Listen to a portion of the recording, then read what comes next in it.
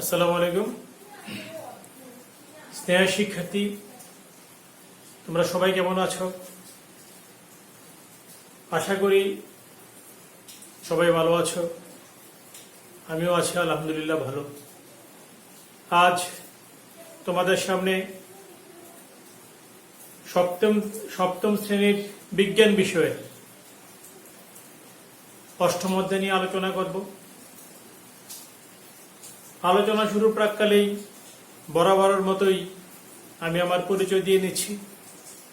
আমি কবির আহমেদ, এমএসসি গণিত, সিনিয়র সহকারী শিক্ষক, পুলিশ লাইন উচ্চ বিদ্যালয়, কুমিল্লা।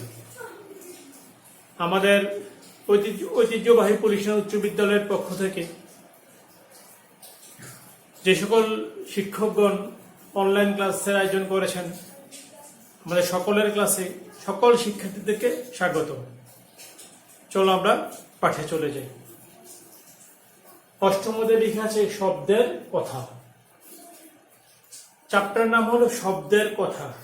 আবার আছে কথার শব্দ। দুটা দুই জিনিস। এখানে আমরা শব্দ নিয়ে কথা বলবো, আর যে আমি কথা বলতে সাউন্ড হইতেছে সেটা হলো কথার শব্দ। আমরা অনেক সময় বলি কিসের শব্দ হলো, বলি যে কিছু মনে একটা পড়লো, অথবা গরির শব্দ, অথবা বাইরে কোনো কিছু শব্দ, অথবা একটা চিৎকারের শব্দ, সেটা হলো কথার শব্দ। আর এখন আমরা যা নিয়ে কথা বলবো শব্দ নিয়ে, অর্থাৎ শব্দ কিভাবে উৎপত্তি হয়, শব্দ কি কি ধরনের হইতে পারে না হইতে পারে, শব্দ নিয়ে যে কথাগুলো বলা হয় সেগুলো হলো শব্দের কথা।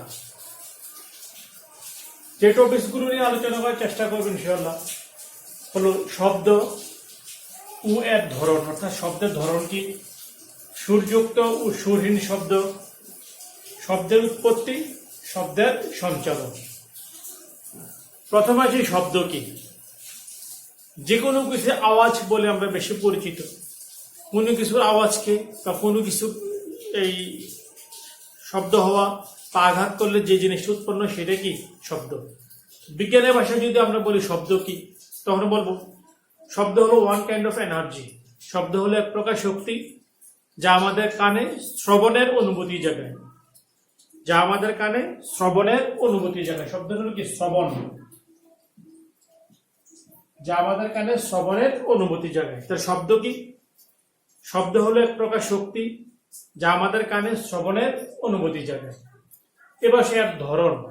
শব্দের ভ্যারাইটি ধরন আছে, ভ্যারাইটি, যেমন মোবাইলের অ্যালার্ম, মোবাইলের রিংটোন, তারপরে এই হাতুড়ির শব্দ, কাঠের শব্দ, বৃষ্টির শব্দ, পানির শব্দ, বিভিন্ন ধরনের শব্দ আছে। শব্দের প্রকারভেদের কোনো ইয়ে নেই, কিনা বলে লিমিটেশন নেই। যেমন দেখো, এই যে বোতল একটা দেখা যাচ্ছে, অল্প একটু পানি অল্প একটু খালি। কারণ আমি এখানে শব্দ দিলে একরকম শব্দ হয়, এখানে আঘাত করলে এক ধরনের শব্দ হয়, এখানে আঘাত করলে এক ধরনের শব্দ হয়, আবার এখানে আঘাত করলে এক ধরনের শব্দ, এখানে আঘাত করলে এক ধরনের শব্দ। তা শব্দের কোনো ধরনের কি নেই, মানে নির্দিষ্ট সীমা নেই, অনেক ভ্যারাইটি ধরনের শব্দ হতে পারে। এবার সুরযুক্ত ও সুরহীন শব্দ। শিক্ষার্থীরা, বাঁশি দেখা যাচ্ছে, আমি দেখি কিছু দেখাতে পারি কিনা তোমাদেরকে।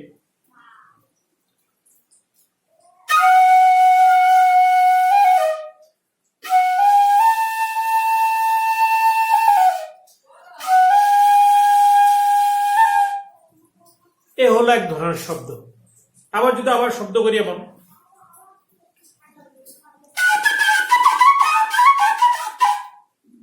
এ হলো এক ধরনের শব্দ।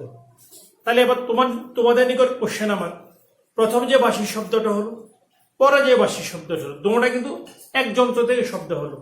প্রথম শব্দটাও এটা থেকে হলো, পরের শব্দটাও এটা থেকে হলো, অর্থাৎ প্রথম শব্দটাও বাঁশির, পরের শব্দটা কি বাঁশির। এখন কোন শব্দটা তোমাদের কাছে অপেক্ষাকৃত ভালো লেগেছে? যে শব্দটা অপেক্ষিত ভালো লাগে সেটা কি সুরযুক্ত শব্দ, অর্থাৎ যে শব্দ যেমন হওয়ার কথা সেই শব্দ যদি তেমন হয় তাহলে সেটা কি সুরযুক্ত শব্দ। যে শব্দটা যেমন হওয়ার কথা না সেই শব্দ হলো সুরহীন শব্দ। যেমন এই আমরা ক্লাসে বা টিচার প্রায় সময় ক্লাসে গিয়ে বলে, এই ছেলেরা কথা বলো না, মেয়েরা কথা বলো না, চুপ থাকো, এটা ক্লাসের পরিবেশ না, কথা বললে ক্লাসের পরিবেশ নষ্ট হয়। আবার ইন্ডিভিজুয়ালি যদি কাউকে প্রশ্ন করে তুমি প্রশ্ন উত্তরটা দাও, সে চুপচাপ থাকে, তখন বলে এই কথা বলবো না কেন?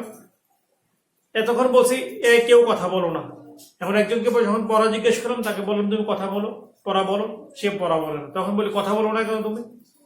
তাহলে যে পরিবেশে যে কথাটা বলা দরকার, যেই পরিবেশে যেই শব্দ করা দরকার, সেই শব্দটা হলো কি সুরযুক্ত শব্দ।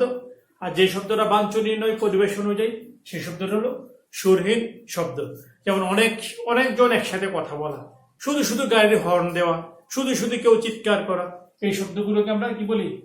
সুরহীন শব্দ। এবার আসে শব্দের উৎপত্তি। শব্দের উৎপত্তি কিভাবে হয়? আমরা যদি আমাদের বুকে হাত দিয়ে কথা বলি অথবা পিঠে হাত দিয়ে কথা বলি, এবং বুকের হাড় মাংস কম্পন হয় এবং পিঠেরও হাড় মাংসের কম্পন হয়, অর্থাৎ কাঁপার কারণে কি আমাদের শব্দ হয়। খুব ইন্টারেস্টিং একটা বিষয়, গান পারি না এমন কোনো মানুষ নেই, সবাই গান পারি। আমিও গান পারি, তুমিও গান পারো, সেও গান পারো, সবাই গান পারি। কারোর গান শুনতে খুব ভালো লাগে, কারোর গান শুনতে খুব ভালো লাগে না।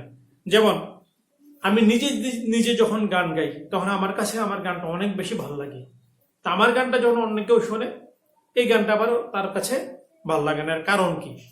এর কারণ হলো, আমি যখন আমার শব্দ শুনি, আমি যখন আমার কথার শব্দ শুনি, তখন এই শব্দটা শুনি আমার হাড় এবং মাংসের কম্পনের ফলে। এই জন্য আমার শব্দটা আমার ভেতরে থাকে, এই জন্য আমার শব্দটা আমার কাছে শ্রুতিমধুর মনে হয়। আমার শব্দটা অন্যের কাছে শ্রুতিমধুর মনে হয় না। তবে যাদের কণ্ঠ ভোকাল ভালো, তাদের কণ্ঠ সবার কাছে কি গ্রহণযোগ্য হয়, সবার কাছেই ভালো লাগে। এখন শব্দের উৎপত্তি যে কম্পনের ফলে হয়, শব্দ উৎপত্তি কম্পন ছাড়া যে হয় না। যেমন স্কুলের ঘন্টা যখন পিয়ন যখন বেল দেয়, এবার টং করে এমন কণ্ঠ হয়, একটা আওয়াজ দিল টং করে এমন অনেকক্ষণ শব্দ থাকে। কিন্তু এটা দিয়ে যদি আমি বোর্ডে আঘাত করি, দেখো সাথে সাথে আওয়াজ বন্ধ, সাথে সাথে আওয়াজ বন্ধ, সাথে সাথে আওয়াজ বন্ধ। কিন্তু এই বস্তুটাকে যদি আমি আঘাত করি, দেখো অনেকক্ষণ শব্দ, আবার দেখো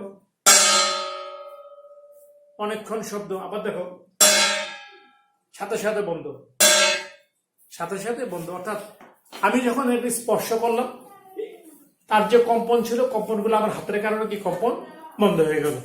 এই জন্য বলা হয় কি কম্পনের ফলে কি শব্দের সৃষ্টি হয়। ঠিক আছে, তা শব্দ উৎপত্তির মেইন কারণ কি কম্পন। যার কম্পন যত বেশি, যার কম্পন যত বেশি, তার শব্দ উৎপাদন ক্ষমতা তত বেশি। যেমন এই বস্তুটা দিয়ে যদি আমি লোহাতে আঘাত করি, এক ধরনের শব্দ হবে। যদি পানিতে আঘাত করি, এক ধরনের শব্দ হবে। বায়ুতে আঘাত করলে হয়তো শব্দই হবে না বা খুব কম শব্দ হবে। তাহলে শব্দের জন্য কি লাগবে? কম্পন লাগবে। বায়ুতে যেহেতু কম্পন কম হয়, তার বায়ুতে শব্দ উৎপন্ন কম হয়। পানিতে বায়ুর চেয়ে একটু বেশি, তাই কম্পন বেশি হয়, তাই বায়ুতে শব্দ বেশি হয়। আর কঠিন মাধ্যমে কম্পন বেশি হয়, এই জন্য কি এখানে শব্দের উৎপত্তিও বেশি হয়। তার মোরাল কথা হলো এমন যে শব্দের উৎপত্তি হয় কিসের মাধ্যমে? কম্পনের মাধ্যমে। শব্দের উৎপত্তি হয় কম্পনের মাধ্যমে।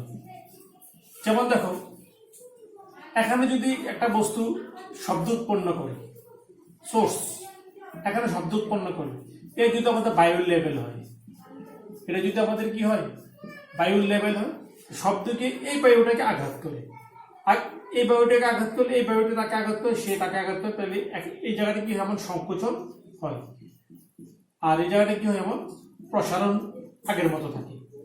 এটা যখন আবার প্রসারিত হয়, এমন প্রসারিত হয়, তখন এই প্রসারণটা আবার তাকে আঘাত করলে এদিকে কি হয় সংকোচন সৃষ্টি হয়, এটা আগের মতো থাকে। এবং সংকোচন প্রসারণের ফলে কি হয় শব্দের সৃষ্টি হয়। আর সংকোচন প্রসারণ হয় শুধু কম্পনের ফলে। এবার শব্দের সঞ্চালন। শব্দের সঞ্চালন কি? সঞ্চালন বলতে বুঝি আমরা এক স্থান থেকে অন্য স্থানে গমন। কিসের গমন? শব্দের গমন। শব্দের এক স্থান থেকে আর স্থানে যাওয়া কি বলা হয়? শব্দের সঞ্চালন। শব্দের সঞ্চালন হতে অবশ্যই মাধ্যমের প্রয়োজন। যে মাধ্যমে শব্দ এক স্থান থেকে আর অন্য স্থানে যায়, সেটা বলা হয় শব্দের মাধ্যম। শব্দ সঞ্চালনের মাধ্যম হলো তিনটি। কয়টি? তিনটি। এক হলো কঠিন, মাধ্যম। দুই হলো তরল মাধ্যম। তিন হলো বায়বীয় মাধ্যম।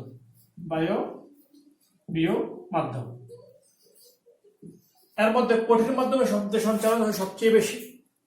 তরল পদার্থে কঠিনের চেয়ে কম, বায়বীয় পদার্থে সবচেয়ে কম।